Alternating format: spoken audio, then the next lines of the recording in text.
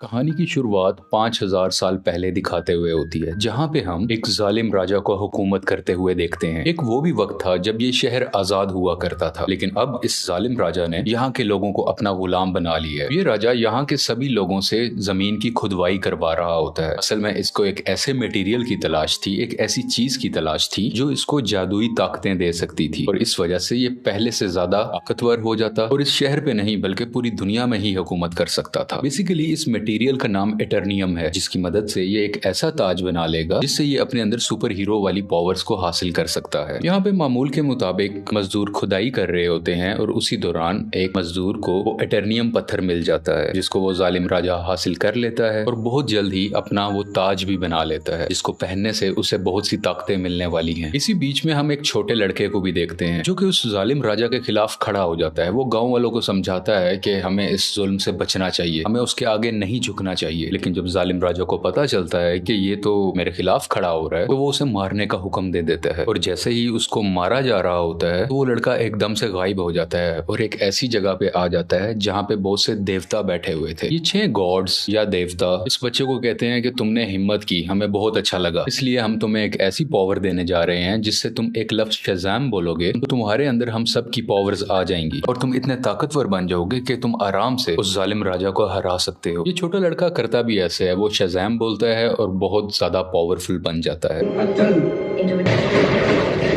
और फौरन ही वो उस राजा के महल में आ जाता है, जहाँ पे वो अपना शैतानी ताज पहन रहा होता है कि उसके पास बहुत सी पावर्स आ जाएं। लेकिन ये छोटा लड़का जो शज़ाम बोलने के बाद अब बहुत पावरफुल बन चुका है, वो वहाँ आके तबाही मचा देता है और सबको मारने लगता है। ये इतने गुस्से में होता है कि जालिम राजा के साथ साथ वहाँ के पूरे शहर को ही तबाह कर डालता है। और यहीं से कहानी जाती है 5000 साल बाद और हम प्रेजेंट का टाइम देखते हैं। अभी के टाइम पे भी हमें वही शहर दिखाया जाता है जहाँ पर एक गैंग ने पूरे तरीके से इस शहर पे कब्जा किया होता है। ये लोगों पे जुल्म कर रहे हैं, लूट मार कर रहे हैं, पूरी तरह से इस शहर को कंट्रोल में कर रखा है। असल में इस गैंग का एक ही मकसद है कि उस ताज को तलाश करना, यानी कि ये उसी क्राउन, उसी ताज को तलाश कर रहे होते हैं जो आज से 5000 साल पहले उस जालिम राजा ने बनाया था। वो खुद तो मारा गया था, लेकिन उसका ताज अभी भी कहीं ना कहीं इसी शहर में ही दफन है। अब हम एक लड़की को देखते हैं जिसका नाम एड्रियाना है। वो भी इसी ताज को ही ढूंढ रही होती है। ये लड़की पुरानी चीजों को ढूंढने में काफी एक्सपर्ट है, क्योंकि ये आर्कियोलॉजिस्ट है, यानी ये वो लोग होते हैं जो जमीन की खुदाई करते हैं और हिस्ट्री की बहुत सी चीजों के बारे में काफी मालूमात भी रखते हैं। तो ये लड़की एड्रियाना एक केव में जाती है, एक गार में जाती है, जहाँ पे काफी कोशिशों के बाद इसको वो ताज मिल भी जाता है। एड्रियाना और उसके साथी इसी बात को लेके खुश हो ही रहे होते हैं, तो हमें पता चलता है कि इसी का एक साथी जिसका नाम इस्माइल है, वो उसी गैंग के साथ मिला हुआ है जिसने पूरे शहर पे कब्जा कर रखा है। तभी इस्माइल अपने साथ आए हुए एक साथी को मार देता है और अपने गैंग के दूसरे लोगों को भी उसी गार में बुला लेता है। अब लोग इसकी तरफ गन पॉइंट करते हैं और उसे कहते हैं कि एड्रियाना, हमें तुम वो ताज दे दो। तभी ये लड़की नीचे देखती है और वहां पे कुछ वर्ड्स लिखे होते हैं। जब ये उसे पढ़ती है तो इसके मुंह से निकल जाता है शज़ाम। ये लफ्ज बोलते ही वहां पे ब्लैक एडम आ जाता है और वहां पे आए हुए सब गुंडों को मारने लगता है। इतना मारता है कि वहां पे कोई भी नहीं बच पाता। जबकि रही बात इस्माइल की, जो गुंडों के साथ मिला हुआ था, वो वहां पे मरने का नाटक करता है, इसलिए उसकी जान यहाँ पे बच जाती है। क्योंकि एड्रियाना ने ब्लैक एडम को जिंदा किया होता है, दोबारा से जगाया होता है, तो वो उसको कुछ भी नहीं कहता। अभी ब्लैक एडम वहीं पर होता है कि गैंग के कुछ और लोग आ जाते हैं और उस पर एक स्पेशल वेपन से अटैक करते हैं। ये वेपन उसी एटर्नियम मटेरियल से बना होता है जिसकी मदद से वो ताज भी बना था। और जैसे ही ये मिसाइल ब्लैक एडम को लगता है तो उसे वाकई ही दर्द महसूस होती है। ब्लैक एडम उस मारने वाले गुंडे की तो जान ले लेता है, लेकिन उस रॉकेट या उस छोटे से मिसाइल के लगने की वजह से खुद भी बेहोश हो जाता है। तो हमें यहाँ पे ये पता चलता है कि एटर्नियम ऐसा मटेरियल है जो ब्लैक एडम की कमजोरी है और इसी मटेरियल से ब्लैक एडम को मारा भी जा सकता है। तो ये देखते हुए एड्रियाना काफी परेशान हो जाती है और वो ब्लैक एडम को अपने घर ले जाती है। जैसे ही ब्लैक एडम को होश आता है तो वो यहाँ पे एड्रियाना के बेटे से मिलता है। ये बच्चा ब्लैक एडम को कहता है कि आप 5000 साल से उस गार के अंदर बंद थे, अब क्योंकि हमारा शहर गुलामी बसर कर रहा है, वो गैंग हमें जीने नहीं दे रहा, तो आप हमारे लिए एक मसीहा बन के आए हो, आप ही हमारे शहर को उस गैंग से बचाओगे।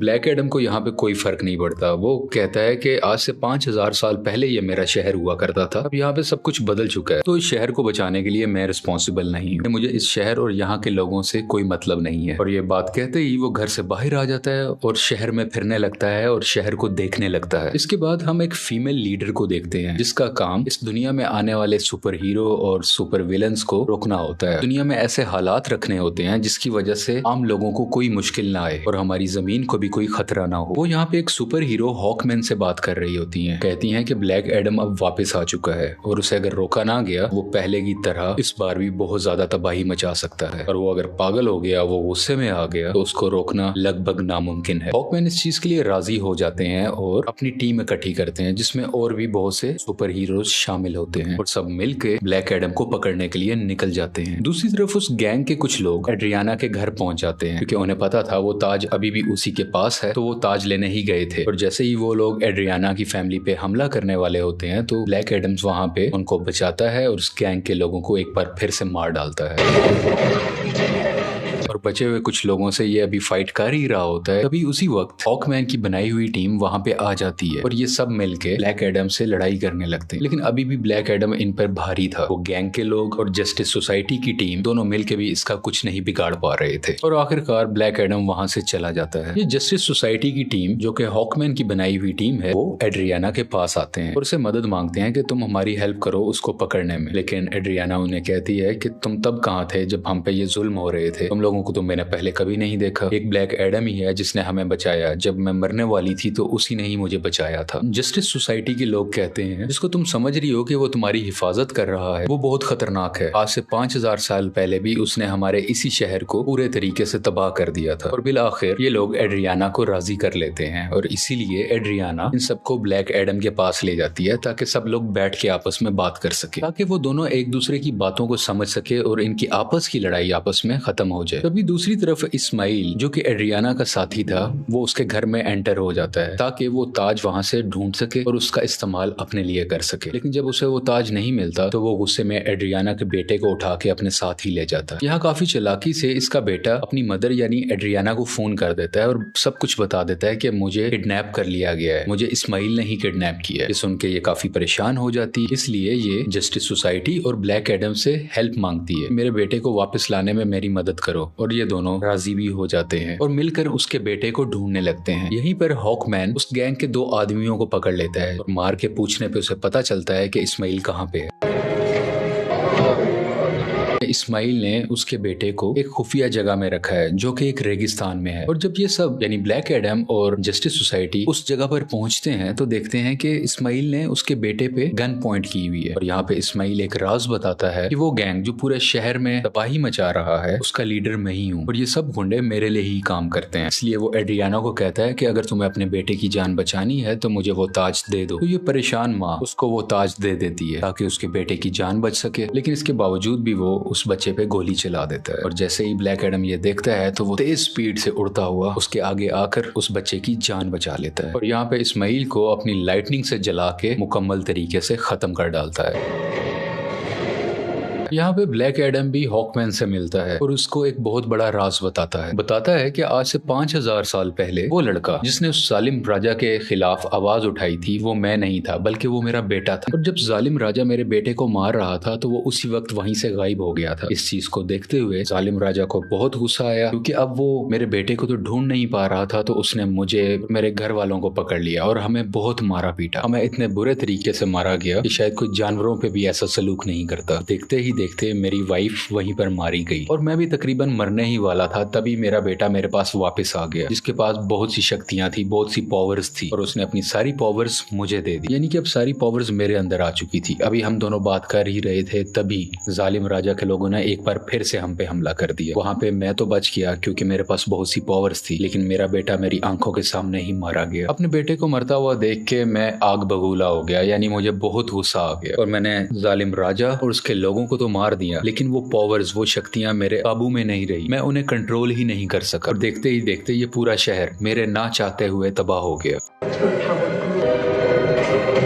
मेरा ऐसा करने की वजह से उन देवताओं ने, जिन्होंने मेरे बेटे को शक्ति दी और वो शक्ति अब मेरे पास है, वो बहुत नाराज हो चुके थे कि मैंने अपनी पावर का मिसयूज किया है, मैंने अपनी पावर को कंट्रोल में नहीं रखा। इसीलिए उन्होंने मुझे उस केव में बंद कर रखा और मैं कई हजार साल तक उस केव, उस गार के अंदर बंद रहा। जब एड्रियाना ने आके नाम लिया तो मैं एक बार दोबारा से जिंदा हो गया। यहाँ पे ब्लैक एडम को अभी भी बहुत अफसोस होता है कि उसकी वजह से पहले भी बहुत ज्यादा तबाही मची और अब भी बहुत ज्यादा तबाही मची है, बहुत से लोग मारे गए। ये वो हॉकमैन को कहता है कि मैं सरेंडर करना चाहता हूँ, मैं अपनी पावर्स को खत्म करके तुम लोगों के हवाले करना चाहता हूँ ताकि मेरी वजह से किसी को कोई नुकसान ना पहुंचे। इसके बाद ब्लैक एडम शज़ैम का वर्ड बोलता है, जिससे वो वापस से अपनी एक नॉर्मल फॉर्म में आ जाता है, यानी वो एक नॉर्मल इंसान बन जाता है जिसके पास इस वक्त सुपर पावर्स नहीं है। और जब तक ये दोबारा शज़ैम नहीं बोलेगा तब तक ये वापस से ब्लैक एडम नहीं बन सकता। इसलिए ये इनसे रिक्वेस्ट भी करता है, तुम मेरे साथ कुछ ऐसा करो कि मैं दोबारा से ये वर्ल्ड बोल ही ना सकूं। आखिरकार ब्लैक एडम को पानी के अंदर डाल दिया जाता है और उसके मुंह में एक ऐसी डिवाइस लगा दी जाती है जिस वजह से ये बोल ही ना पाए। ये एक छोटी सी जेल होती है जिसमें ब्लैक एडम को बंद कर दिया जाता है। दूसरी तरफ हमें इस्माइल को दिखाया जाता है जो कि मर चुका था और अब वो हेल के अंदर आ गया है। इस्माइल को एक बात शुरू से पता थी कि अगर वो उस ताज की ताकत को हासिल करना चाहता है तो उसका तरीका ये है कि उसको वो ताज अपने हाथ में पकड़ना होगा और उसी वक्त कोई ना कोई उसको मारे ताकि वो मर के हेल में आ जाए, यानी कि जहन्नुम में आ जाए और वो हेल के डीमन से यहाँ पे मिल सके जिनसे वो पावर हासिल कर सके। ये सारी बातें इस्माइल शुरू से ही जानता था, इसीलिए उसने ब्लैक एडम को उकसाया कि मैं जैसे ही एड्रियाना के बेटे को मारूंगा ब्लैक एडम आके उसे बचाएगा और मुझे मार डालेगा और उसी वक्त ताज भी उसके हाथ में ही था। ये सब बातें ये शुरू से जानता था और सब कुछ इसके प्लान के मुताबिक ही हो रहा था। यहाँ हेल के डीमंस इस्माइल से मिलते हैं और उसको अपनी पावर्स दे देते। पहले जैसा इंसान नहीं था, ये सबाक बन चुका होता है। ये इन पावर्स के साथ इस दुनिया में आ जाता है और हर तरफ तबाही मचाने लगता है। जैसे ही जस्टिस सोसाइटी को इसके बारे में पता चलता है तो वो इसके मुकाबले के लिए इसके सामने आते हैं। यहाँ पे काफी देर लड़ाई चलती रहती है, लेकिन सबाक क्योंकि बहुत ज्यादा पावरफुल था तो ये सब मिल के भी उसको नहीं रोक पा रहे थे।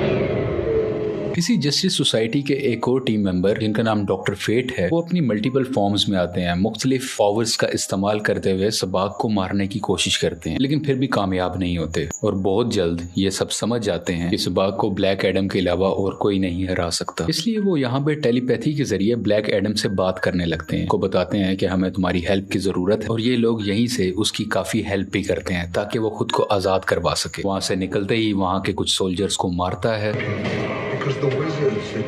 पानी से बाहर आता है और बाहर आते ही सीधा शज़ैम बोलता है, जिसकी वजह से उसको ब्लैक एडम्स की पावर मिल जाती है और बगैर वक्त जाया किए सबाक के पास जाने लगता है। दूसरी तरफ जस्टिस सोसाइटी के लोग अभी भी सबाक से लड़ रहे होते हैं और इसी दौरान उनका एक साथी डॉक्टर फेट वहीं पर अपनी जान से हाथ धो बैठते हैं, यानी कि मारे जाते हैं। हॉकमैन भी काफी ज्यादा सबाक से लड़ रहे होते हैं, लेकिन इनकी कोशिशें कुछ ज्यादा कामयाब नहीं होती। लेकिन अच्छा तो तब होता है कि उसी वक्त वहां पे ब्लैक एडम भी आ जाता है और अब ब्लैक एडम और सबाक की काफी लड़ाई होती है। ये फाइट काफी टक्कर की थी, लेकिन वक्त के साथ ऐसा लग रहा था कि सिर्फ ब्लैक एडम ही है जो सबाक को हरा सकता है। और कुछ ही देर के बाद ब्लैक एडम सबाक के सर को पकड़ के उसके 2 हिस्से कर डालता है और उसको मुकम्मल तरीके से फाड़ कर आखिरकार सबाक की जान ले लेता है। इसी वजह से सबाक की मौत हो जाती है और सब कुछ सुकून में आ जाता है, सब कुछ ठीक होने लगता है। शहर के लोग ब्लैक एडम को अपना मसीहा मानने लगते हैं। वो सब इस बात को मान लेते हैं कि ब्लैक एडम ने हमें और हमारे शहर को बचाया है। इसके बाद हम उसी लेडी को देखते हैं जिसने जस्टिस सोसाइटी की टीम को बनाया होता है ताकि वो ब्लैक एडम को रोक सके। वो यहाँ पे ब्लैक एडम को कहती है कि ठीक है, तुम्हें जो करना है वो करो, लेकिन तुम अपने इस शहर से ना निकलना। तुम इस शहर के लोगों के मसीहा बनो, उनका ख्याल रखो, गार्डियन बनो, मुझे उसे परवाह नहीं है, लेकिन अपने इस शहर से तुमने नहीं निकलना, क्योंकि अगर तुम इस शहर से बाहर आए तो तुम्हारे लिए अच्छा नहीं होगा। यहाँ पे ब्लैक एडम बैठा उसको देखता है और कहता है कि मुझ पे कोई हुक्म नहीं चला सकता और उसका जब भी कुछ भी करने को दिल करेगा वो अपनी ही मर्जी करेगा। लेकिन तभी वो लेडी बोलती है, हाँ शायद तुम ठीक कह रहे हो, तुम्हें इस दुनिया में रहने वाला तो शायद कोई नहीं रोक सकता, लेकिन मैं किसी ऐसे को जानती हूँ जो हमारी दुनिया से नहीं है। और ब्लैक एडम को गुस्सा आता है और वो स्क्रीन को ही तोड़ देता है जिससे वो लेडी बात कर रही थी। स्क्रीन के टूटने से हर तरफ धुआं ही धुआं होने लगता है और तभी उस धुएं से बाहर आता है सुपरमैन और वो ब्लैक एडम को कहता है कि हमें शायद बैठ के बात करनी चाहिए। और यहाँ पे सुपरमैन के ये कहते ही इस मूवी की कहानी यहीं पे खत्म हो जाती है।